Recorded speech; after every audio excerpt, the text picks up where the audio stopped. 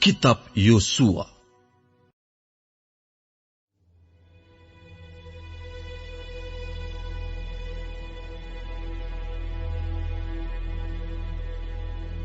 Ketika semua raja orang Amori di sebelah barat sungai Yordan dan semua raja orang Kanaan di tepi laut mendengar bahwa Tuhan telah mengeringkan air sungai Yordan di depan orang Israel, sampai mereka dapat menyeberang, tawarlah hati mereka dan hilanglah semangat mereka menghadapi orang Israel itu. Pada waktu itu, berfirmanlah Tuhan kepada Yosua, buatlah pisau dari batu, dan sunatlah lagi orang Israel itu untuk kedua kalinya. Lalu Yosua membuat pisau dari batu, dan disunatnyalah orang Israel itu di bukit kulit katan. Inilah sebabnya Yosua menyunat mereka. Semua orang yang keluar dari Mesir, yakni yang laki-laki, semua prajurit, telah mati di padang gurun di tengah jalan setelah mereka keluar dari Mesir. Sebab semua orang yang keluar dari Mesir itu telah bersunat, tetapi semua orang yang lahir di padang gurun dalam perjalanan sejak keluar dari Mesir belum disunat. Sebab 40 tahun lamanya orang Israel itu berjalan melalui padang gurun, sampai habis mati seluruh bangsa itu, yakni prajurit yang keluar dari Mesir, yang tidak mendengarkan firman Tuhan.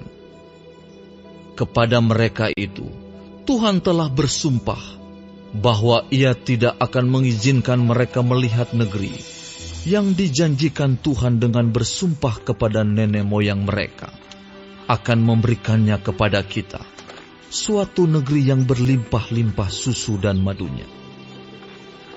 Tetapi anak-anak mereka yang telah dijadikannya ganti mereka, mereka itulah yang disunat Yosua, sebab mereka belum bersunat, karena mereka tidak disunat dalam perjalanan. Setelah seluruh bangsa itu selesai disunat, maka tinggallah mereka di tempatnya masing-masing di perkemahan itu, sampai mereka sembuh. Dan berfirmanlah Tuhan kepada Yosua, hari ini telah kuhapuskan celah Mesir itu daripadamu. Itulah sebabnya nama tempat itu disebut Gilgal sampai sekarang.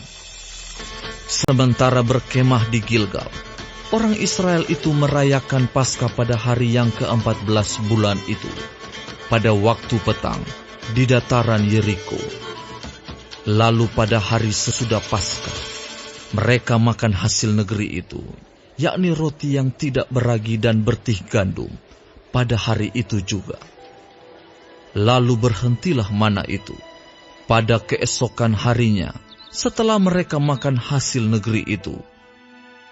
Jadi orang Israel tidak beroleh mana lagi, tetapi dalam tahun itu mereka makan yang dihasilkan tanah Kanaan.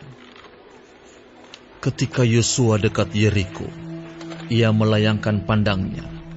Dilihatnya seorang laki-laki berdiri di depannya dengan pedang terhunus di tangannya. Yosua mendekatinya dan bertanya kepadanya, kawankah engkau atau lawan? Jawabnya, bukan, tetapi akulah panglima bala tentara Tuhan. Sekarang aku datang. Lalu sujudlah Yosua dengan mukanya ke tanah, menyembah dan berkata kepadanya, apakah yang akan dikatakan Tuanku kepada hambanya ini? Dan panglima bala tentara Tuhan itu berkata kepada Yosua, tanggalkanlah kasutmu dari kakimu, sebab tempat engkau berdiri itu kudus. Dan Yosua berbuat demikian.